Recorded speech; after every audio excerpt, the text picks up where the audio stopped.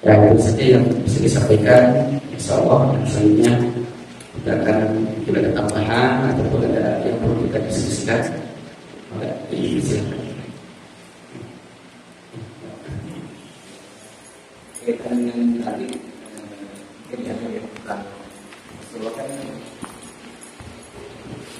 Rasulullah kan ketika Taif ini mendapatkan tekanan yang luar biasa dari orang Taif yang bisa menandakan juga. Memang sebelumnya itu ada orang-orang Mekah yang memang datang ke sana untuk menyampaikan informasi yang tidak benar kepada orang-orang Taif, yang mengakibatkan mereka memberikan satu reaksi yang negatif itu kepada Rasulullah dan para sahabatnya. Dan ketika itu Rasul kan tadi sampaikan bahwa akhirnya sampai kepada kebun milik Utbah itu ya. Dan sedangkan Utbah itu kan juga tidak suka kepada Nabi ya, tidak. Tapi ya dengan izin Allah akhirnya dilindungi sehingga Adas ketika itu masuk Islam ya, dan juga jin. Saya mungkin tidak membahas intinya karena tadi sudah disampaikan. Hanya tadi berkaitan dengan jin ini kan mereka masuk Islam itu tidak berkomunikasi dengan Nabi ya. Dia hanya mendengarkan ketika Nabi membacakan Al-Quran di salat malamnya. Nah, dari sampai ini terakhir bahwa hanya Nabi Sulaiman yang bisa berkomunikasi dengan jin ya. Nah, jadi kalau hari ini ada orang yang siapapun barangkali yang mereka menyatakan bisa berkomunikasi, berarti kita sudah bisa menyampaikan bahwa itu adalah satu kedustaan ini.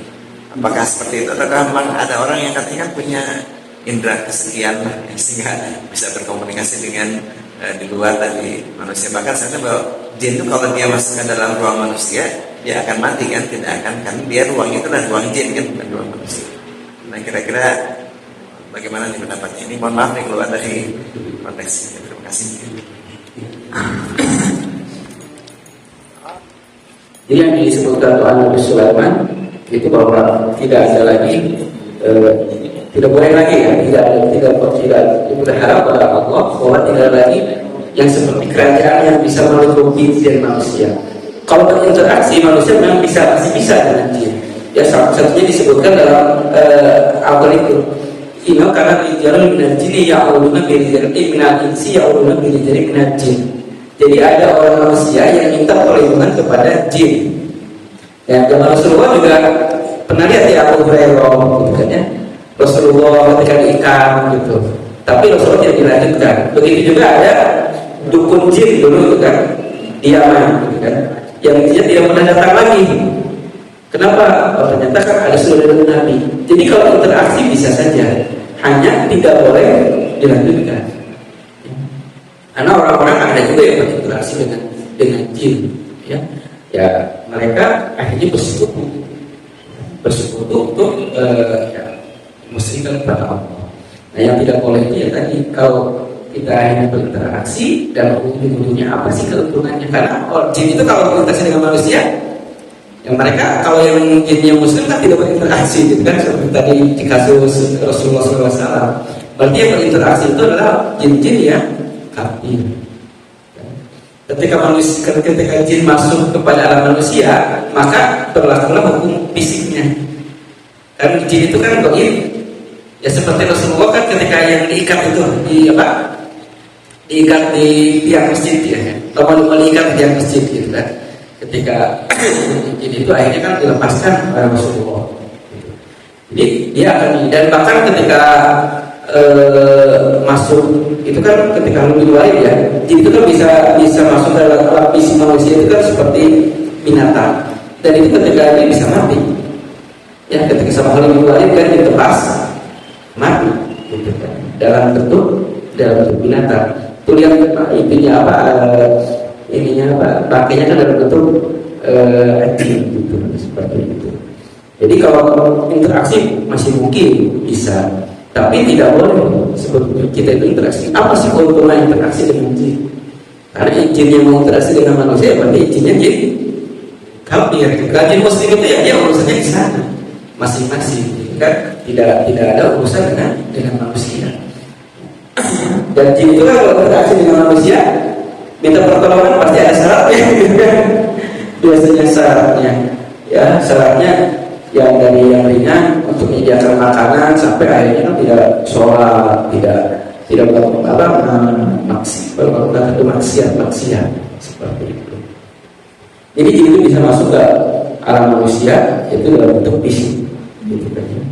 Nah, hanya kita tidak usah urusan dengan jin, masih banyak urusan-urusan yang penting di muka ini dan negeri ini. Kita lihat ya, dari para sahabat salafus saleh, ulama-ulama besar itu kan tidak ada interaksi dengan jin, gitu kan. Itu buat apa sih interaksi dengan jin ini? Kalau dulu kan rebutan ya di pesan-pesan salaf sampai ada yang kodam gitu ya, ada yang baca surat jin, ada tanjin, gitu. Tapi sudah ada tanjinnya kabur gitu kan. Jadi tidak ada untungnya, tidak ada gunanya, gitu kan. Karena masing-masing sudah ada alamnya. Kita alamnya di sini, alam yang fisik ya, alam manusia, jin di alam gitu. Seperti itu yang diinginkan. Jadi yang penting itu adalah tidak boleh interaksi, gitu kan. Kalau mungkin interaksi bisa jadi, tapi itu dengan jin. Dan sukanya dulu kan di mana, direkam gitu ya, ada dialog dengan jin dengan itu jangan diikuti lah. Kalau saya berpendapat itu jangan diikuti. Kita fokus saja pada urusan manusianya. Oh, bisa banget. Itu melanjutkan tentang pertanyaan soal jin ya. Tadi dijelaskan bahwa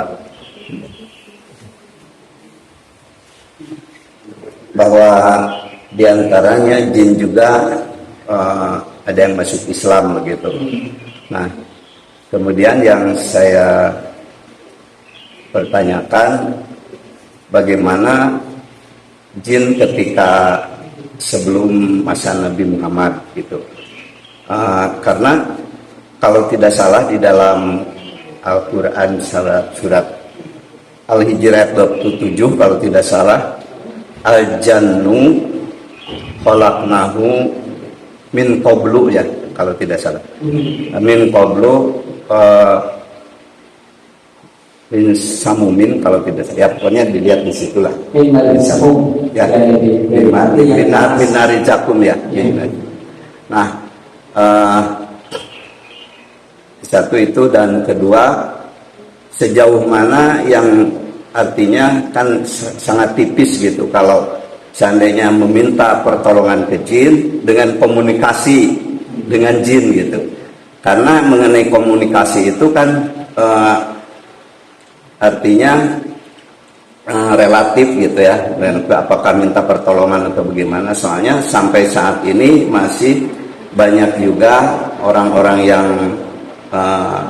dianggap tahu tentang hukum, mengerti tentang Islam, tapi saya pernah di tahun berapa lah, sekitar tahun sebelum 2000 gitu. Jadi tidak usah disebutkan ustadznya untuk ini ya, menerangkan bahwa interaksi dengan jin itu memang sangat dahsyat beliau ini kan gitu. Kemudian ya akhirnya tidak bisa membedakan antara meminta pertolongan ke jin dengan komunikasi, dan bahkan seakan-akan dibutuhkan oleh sebagian manusia gitu. Nah itu aja Ustaz. Terima kasih. Memang ketika Rasulullah itu ada dua, masih saya lupa, nanti ada di kejadiannya. Di Rasulullah itu ada yang mungkin itu mendengarkan mendengar bacaannya. Ada juga Rasulullah langsung memberi tausiah ke jin. Ketika Rasulullah hilangin sahabat, terus kata Rasulullah, saya kedatangan jin itu yang ngumpul di tempat itu dan mendengarkan tausiah ada itu kasihnya. Dan ketika itu lihat tuh tempat perapiannya di sana. Jadi ada interaksi Rasulullah gitu. Nanti saya ini lagi. Kalau yang ini kan mendengarkan Al-Quran. Jadi Rasulullah juga pernah langsung interaksi ketika kedatangan golongan jin dan Rasulullah mendatangkan Islam. Akhirnya si jin itu kembali kepada kaumnya. Nah memang kalau kita lihat ya di sini Yahudnya kan berarti meminta pertolongan, meminta perlindungan. Dan kalau komunikasi, apa sih urgensinya kita berkomunikasi dengan jin? Itu yang menjadi ya. Karena khawatir dengan komunikasi itu kita bisa terjebak ya, kalau situ bisa terjebak pada hal-hal yang tidak penting, bahkan mungkin pada akhirnya terjadi persekutuan, kerjasama. Karena kalau kita lihat para ulama yang dianggap jadi rujukan kan, dari para sahabat, para ulama salafus soleh, imam mazhab, ulama besar, itu tidak pernah ya ada istilah berhubungan gitu. Tapi di Indonesia itu beberapa ya larangan kerasnya, larangan kerasnya nggak ada tidak ada kerasnya. Tapi manfaatnya apa gitu? Dan apalagi kalau diungkap-ungkapkan gitu kan. Wah, sudah berkomunikasi dengan jin gitu kan. Apa sih komunikasinya gitu kan ya? Dan ya itu yang akhirnya kan tidak urgensinya gitu. Hanya untuk benar ya, hanya untuk gagah-gagahan saya telah ketemu jin gitu. Apa menambah keimanan? Apakah menambah ilmu, menambah tentang ilmu hadis dan lain-lain? Kenapa? Dulu ada juga yang lain ya, para tokoh-tokoh itu bisa mendatangkan dulu ya, kalau misalnya kalau nggak salah tahun 80-an, 90-an ya, ketika dulu ada pertama satu ormas menyatakan bahwa dijaga dengan jutaan jin gitu ya, pernah dengar gitu. Tapi apa sih yang dijaganya gitu? Apakah dia bisa menjaga muktamar itu? Toh waktu perang saja ya, ketika dengan Inggris, ketika di Surabaya itu kan tidak ada turunnya jin gitu. Jin itu tidak pernah datang untuk membantu tentara Indonesia ya, para pejuang dulu gitu. Jadi itu yang diindikan. Kalau misalkan komunikasi ya mungkin saja tidak ada larangannya, tapi kalau kita lihat apa manfaatnya, itu yang diindikannya. Karena kalau misalkan kita tidak ada manfaatnya, khawatir menjerumuskan kepada hal-hal yang justru tidak produktif itu ya, akhirnya kan orang jadi asik untuk ini. Bahkan ada di beberapa pesan itu baca surat jin malam-malam agar datang jin gitu, mengundang jin gitu kan, ada yang sampai seperti itu ya gitu kan. Nah itu yang memang jin itu kan diciptakan sebelum manusia gitu kan ya, dan jin itu kan ada dua golongannya kan. Di sini dari golongan jin itu kan wa minas sholihin wa minaz zalimin, ya ada yang soleh ada yang tidak, atau wa minal muslimin wa minal qasidun, ada yang Islam dan ada yang kafir. Karena aslama wa ulaika tahur syada wa amal qasidun akan di jahannam hatwa, sama dengan manusia. Orang kafirnya akan diberikan siksaan, orang muslimnya akan dapatkan nikmat petunjuk gitu. Jadi kalau kita lihat perjalanan contoh-contoh yang diinginkan di para ulama ya, kita tidak menemukan itu. Mungkin di Indonesia ada gitu ya, yang sering yang dikatakan kiai atau ulama yang sering mengatakan berkomunikasi dengan jin dan lain-lain ya. Tapi yang saya tahu itu di Indonesia saja ya. Kalau di yang lain itu nggak terjadi gitu ya, seperti itu. Dan kita kembali kepada manfaatnya. Apa manfaatnya interaksi dan komunikasi dengan jin? Kalau tidak ada manfaatnya, ya habis-habiskan waktu gitu kan ya. Ya lebih baik kita interaksi dengan manusia sebagaimana kewajiban kita. Jadi ya, orang bisa waktu. Kalau saya lihat Ya. ini soal perjinan ya. Assalamualaikum warahmatullahi wabarakatuh. Waalaikumsalam. Pak Ustaz, pada saat Rasulullah berjuang dari serangan orang-orang Quraisy maupun orang kafir lagi, orang musyrik maupun orang kafir, ketika di perang Badar misalnya, atau perang Uhud atau perang-perang lainnya, di mana kekuatan umat Islam itu jauh lebih sedikit daripada orang-orang musyrik maupun orang kafir, orang-orang Quraisy ya khususnya, maupun orang kafir lainnya seperti orang-orang yang di luar Arab. Nah, di dalam Al-Quran hanya terbaca bahwa Allah Subhanahu wa Ta'ala memberikan bala bantuan.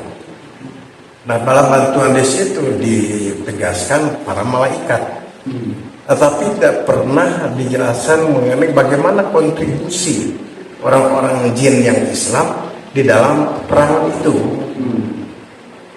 Apakah memang ada atau memang tidak ada kontribusinya? Padahal mereka kan orang jin-jin banyak yang sudah masuk Islam. Terima kasih Pak. Assalamualaikum warahmatullahi wabarakatuh.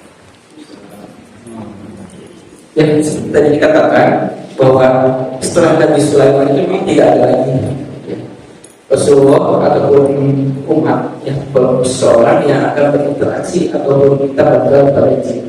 Jadi Rasulullah tidak minta bantuan jin, ya. Dan Rasulullah berdua, dia berdua saja minta bantuan pada Allah. Dan ketika turun bantuan dari malaikat, ya, seperti itu. Kecuali kan saya katakan di awal jelasnya Nabi Sulaiman itu ada tentaranya dari golongan jin dan binatang. Jadi kalau kita lihat di sejarah, ya, saya belum, kalau ada yang tahu ya, maka dari sejak Rasulullah dakwah sampai terakhir itu tidak ada bantuan jin. Begitu juga para sahabat ketika melakukan Persia, melakukan apa namanya, Romawi, ya. Yang ada itu kan cerita Aladin itu ya, Aladin ya, yang ada di 1001 jadi 1001 malam. Dan cerita itu kan sebetulnya bukan cerita Islam dasarnya, itu cerita Persia.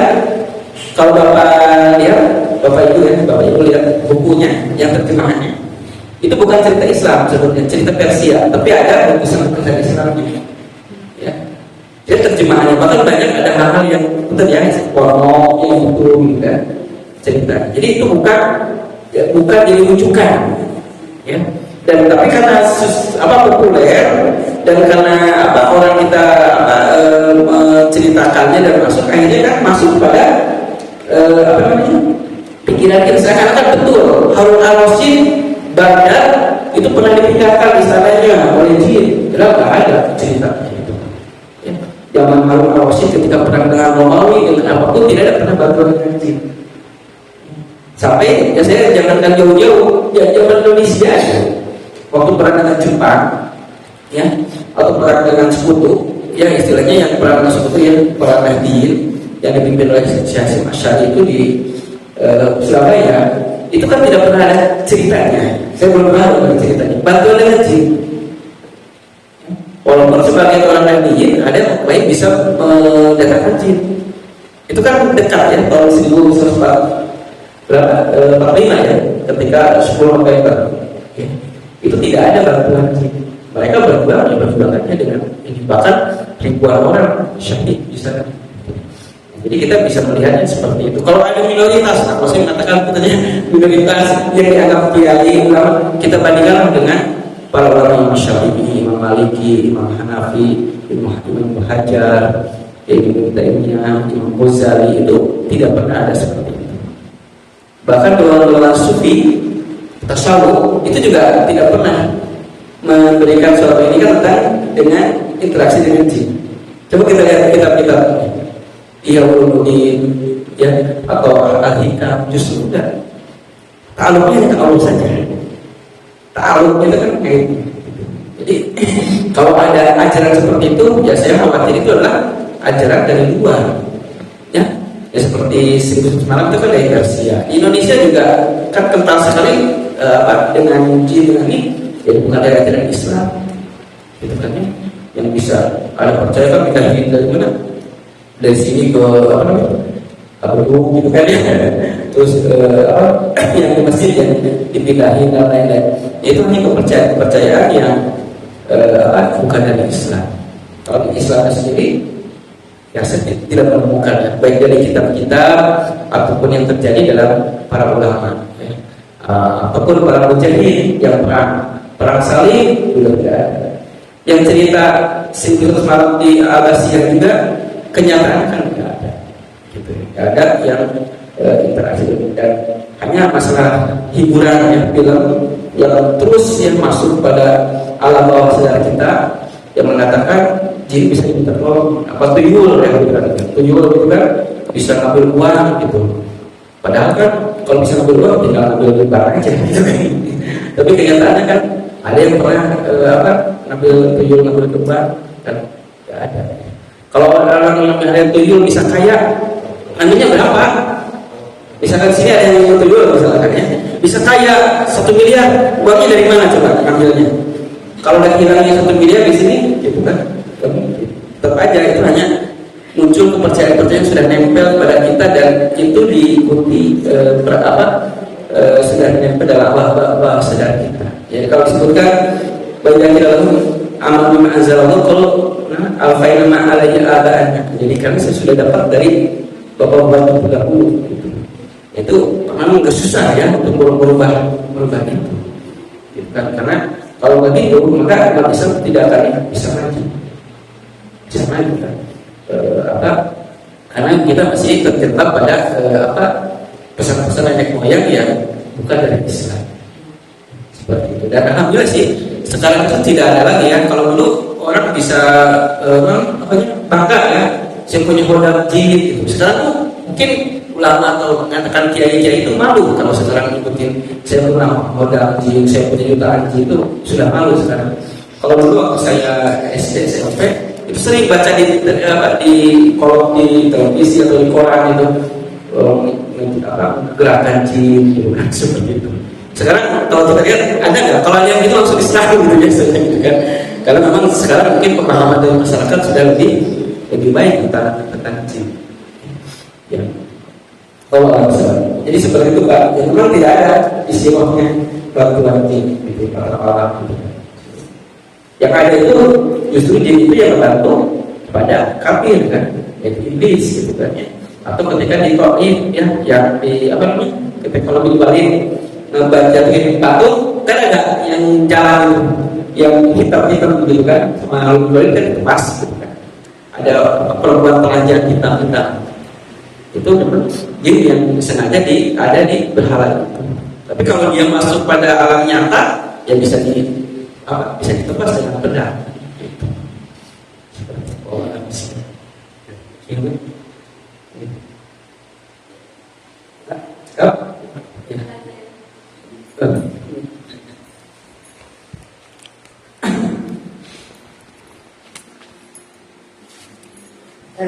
Yang pertama tentang kalau melihat bagaimana sulitnya Rasulullah berdakwah ya, ini kan menjadi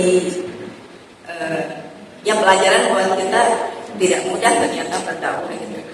Nah tapi kan ada juga dalam surat 16 atau 25 ya, yang ud'u ila sabili rabbika bil hikmah, itu sebetulnya bagaimana kita mempraktekannya bil hikmah itu dengan seperti apa gitu. Karena kalau lihat Rasulullah pasti sudah dengan hikmah gitu ya, tapi ternyata dampaknya sampai dilempar gitu. Jadi bagaimana sebetulnya cara kita berdakwah gitu ya, dengan cara yang terbaik itu seperti apa gitu. Kemudian yang kedua,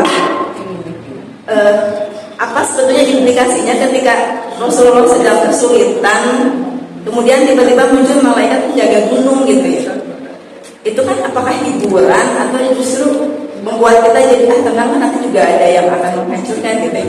Jadi itu sebetulnya apa ibarat dari dihadirkannya malaikat penjaga gunung. Dan terakhir, kalau lihat Rasulullah tidak pernah membalas keburukan orang-orang kafir ya, mau diludahi, mau dilempari sampah ataupun apapun gitu. Padahal kan sebetulnya ketika dizolimi itu kita berhak membalas ya, walaupun dengan yang serupa, semisal ya. Apakah Rasulullah melakukan pembalasan itu hanya di waktu perang gitu ya, atau memang beda hukum gitu ya, ketika perang itu yang mata dengan mata, balik dengan balik. Nah jadi kita bagaimana mengaplikasikan bahwa kalau ini seperti Rasul yang tidak pernah membalas apapun, jadi ketika kita dizolimi oke kita diam saja atau seperti apa? Itu saja bisa apa ya? Yang kedua surat Al-125 itu kan umum ila sebelum kita bila hikmah. Ya dengan bijaksana orang yang berkesalahan hikmah itu kan sesuai dengan kondisinya. Hikmah. Jadi kalau misalnya kepada Rasulullah kan kepada kaum Badui gimana gitu ya? Hikmah. Ketika ada orang yang pipis di masjid, itu kan tidak langsung Karena dia belum tahu gitu kan, sopan kemudian dipukuli para sahabat, jangan dulu kan, mereka belum ini. Jadi betul-betul pas ya Rasulullah itu kepada orang yang Baduy, kepada orang yang terpelajar, bahasanya harus tepat. Kalau kepada orang kampung jangan bahasa ilmiah gitu kan, atau dengan bahasa Arab yang mereka tidak paham.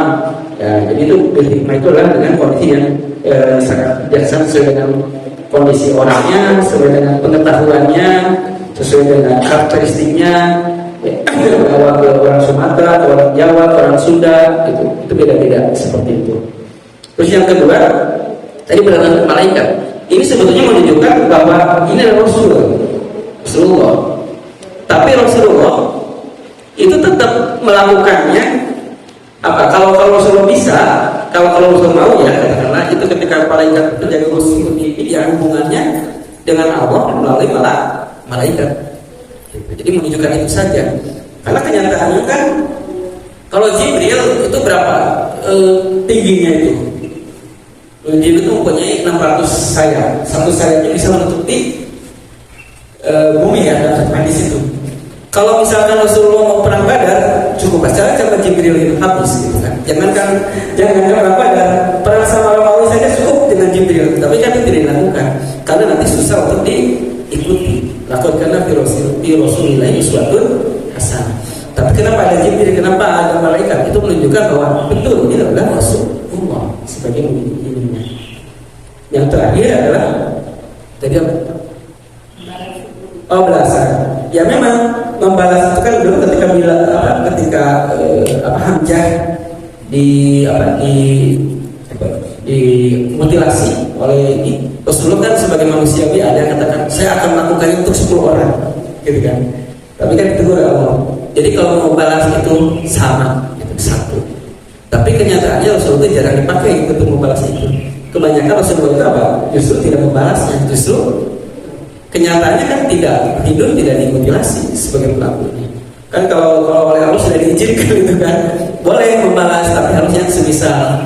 Kalau semisal berarti hidupnya akan dimutilasi, tapi kenyataannya tidak. Jadi itu hanya sehukum syariat itu diperbolehkan membalas keburukan itu sama. Gitu. Tapi kenyataannya dengan akhlak Rasulullah itu Rasulullah tidak pernah melakukan itu kan, hanya diturunkan. Gitu kan. Dan itu masuk Islam. Kan ketika itu kan takut kan. Kalau mau kan masuk Islam karena takut nih, sudah aja lah dulu kan. Kalau sudah masuk Islam sudah kan. Tapi kan ada juga yang belum masuk Islam seperti siapa? Sofyan bin Umayyah. Dia belum masuk Islam, tapi Rasulullah kasih waktu gitu kan. Kasih waktu. Kalau enggak kan dia termasuk yang mengirim Umayyah bin Wahab untuk membunuh Rasulullah. Kan ketika datang ke Madinah ini sih kamu bunuh Rasulullah di buku bayaran kan. Kamu nanti mutanya kamu dilunasi, keluarga kamu kalau kamu meninggal akan ditanggung. Ya, kalau misalnya ini Rasulullah kan tinggal dibunuh aja tuh si Sofyan bin Umayyah tadi. Tapi kan Rasulullah tetap memberikan kebaikan. Bahkan belum masuk Islam kasih waktu dulu, pikirkan. Itu anggapnya Rasulullah. Tapi secara hukum boleh gitu kan untuk membalas semisal, tidak boleh berlipat-lipat membalas. Allah Subhanahu wa taala.